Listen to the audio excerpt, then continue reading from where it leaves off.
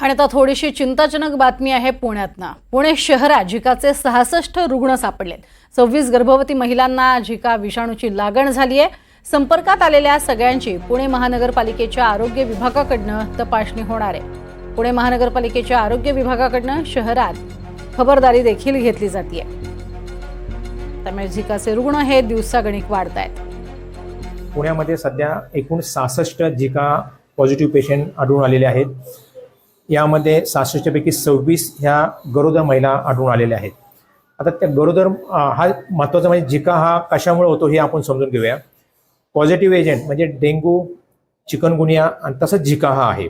याचा positive factor हा एकच आहे, दिवसा चावणारा जो मच्छर आहे तो त्याचं नाव आहे एडिस इजिप्टी। हा स्वच्छ पाण्यातच तयार होतो। जसं की आता हा पारेषण काळ चालू आहे। पावसाळ्यामध्ये जून जुलैपासून ते ऑक्टोबरपर्यंत हा काळ असतो पारेषण काळ। यामध्ये शक्यतो ह्या डेंग्यू किंवा चिकनगुनिया किंवा झिकाच्या केसेस आढळून येतात।